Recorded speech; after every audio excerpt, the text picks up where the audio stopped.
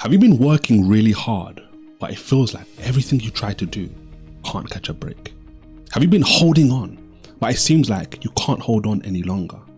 Do you feel like you're ready to take off and soar, but as you get ready for takeoff, there's always something that just comes up, clips your wings, and keeps you grounded? In today's video, I'm going to encourage you not to quit. I'm going to show you one of the stories in the Bible that helps me hold on when things get tough. In fact, I didn't feel like making this video today. I didn't want to. It's been a long week, I'm tired, and I felt like pushing it to tomorrow. Things have been working against me all week. People let me down, other stuff was trying to throw me off my game, and as time was going on today, I'm saying to myself, Israel, it's okay to push it to tomorrow. You deserve it. You've done a lot this week, and things keep trying to hold you back. But as the day went on, a passage kept coming to mind. It's a passage I've been thinking about a lot recently. A passage that will give you power in times like this, when you feel like life is piling up and doesn't look like it's stopping. I'm going to read from Genesis 26. This is such a fascinating story about how life is unfair at times, but God's children always win in the end. We are winners. At this point in the chapter, Isaac is extremely wealthy. He sowed and reaped 100-fold in 1 year. He's got loads of wealth, loads of staff, loads of everything. This is going to be vital with you understanding what happens in the end, so don't forget. Isaac has all this wealth because God has blessed him in a great way, but he's told to leave where he lives because the people are jealous of him, so he leaves. So starting at verse 17, I'm going to take you through the chapter. Verse 17 says, "And Isaac departed thence and pitched in his tent in the valley of Gerar and dwelt there." He said, okay, he left. He was living in the heart of Philistine country and began to move away from them. Then it says, "And Isaac digged again the wells of water, which they had digged in the days of Abraham his father, for the Philistines had stopped them after the death of Abraham. And he called their names after the names by which his father had called them." Well, in ancient time was crucial to survival. One of the things they did to Isaac was try to cut off his supply of water because that would weaken him. He got pushed out of town. His wells got closed. Their jealousy was trying to keep him down. But notice what it says next as things were looking bad. It says, "And Isaac's servants digged in the valley, and they found there a well of springing water." He held on and kept moving forward because he knew there was good around the corner. There is good around the corner waiting for you. Expect it, act like it, and take joy in it. It was because I switched my mind and my thinking. I switched from all the bad things that happened this week to joy I'd feel helping you with this video. That was what changed things. That's why even in the moment of stress and hardship, Isaac could leave, look for a well, and find one. And it's the same reason what happens next didn't make Isaac give up. It says next, "And the herdmen of Gerar did strive with Isaac's herdmen, saying, the water is ours. And he called the name of the well Esek, because they strove with him." Hey Isaac, that new well you found is ours. How demoralizing would it be to have your wells closed up and then you find another well and they steal it from you? Something you put blood, sweat and tears into. The place that should be a place of joy, a place of new beginnings, has turned into a place of negativity. And Isaac is right to call it Esek, which means fighting and contention. But Isaac doesn't stop. He doesn't give up. He keeps moving forward. Listen to the next verse. "And they digged another well and strove for that also, and he called the name of it Sitnah." Are you serious? They told him to move out of town where things were great. He leaves without fighting. He then finds a well after his other wells he inherited got stolen, and they steal this one too. He left without a fight, and they come and fight with him in the first place he settles. There are people fighting against you because they don't want you to drink from the well. They don't want you to have life. There is a system actively taking all nowhere, and unless you are aware, you are not going to behave like Isaac. When fighting starts, you are going to crumble and give up and let the enemy win. We are winners. The enemy wants you to quit because that's how you give up your victory. But all you must do to win is keep going. So Isaac moves again, and they steal this one too. This time, he doesn't call it Esek. He calls the place of this well Sitnah. Sitnah means enmity. It means opposition.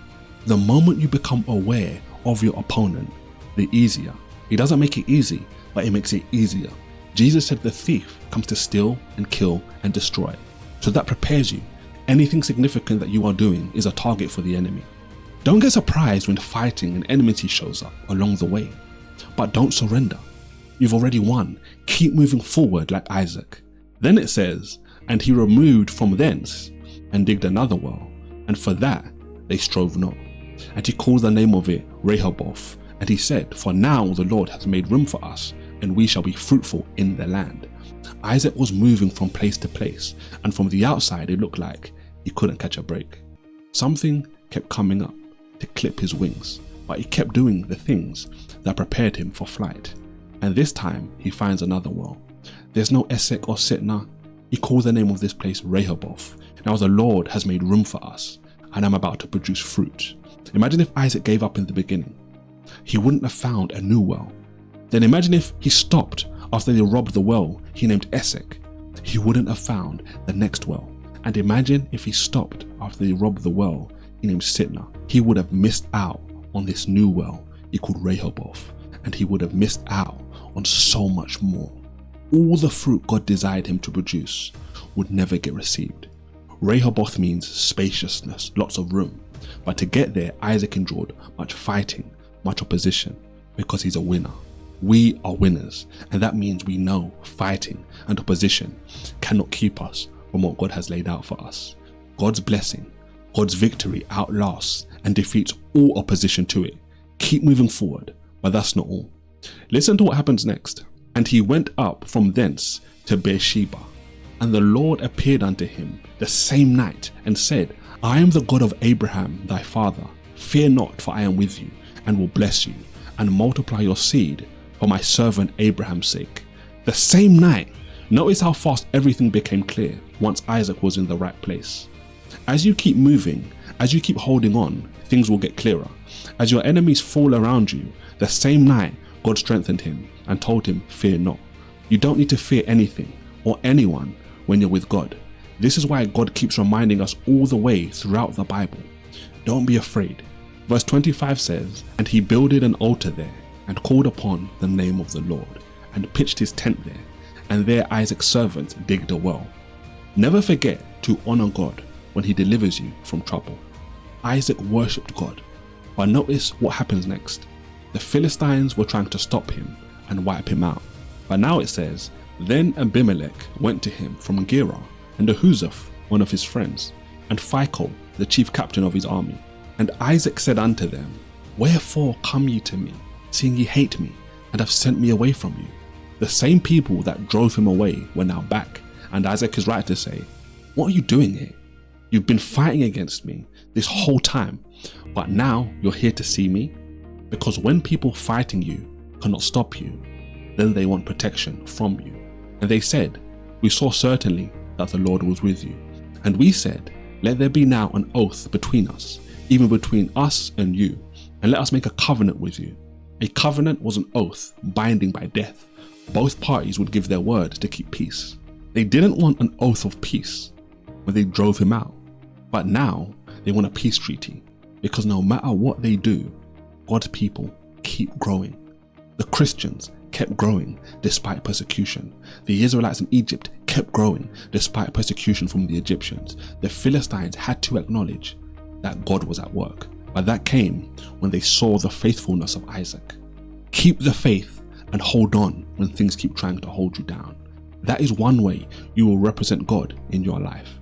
Listen to the words of the covenant that they wanted, that you will do us no hurt, as we have not touched you, and as we have done unto you nothing but good, and have sent you away in peace.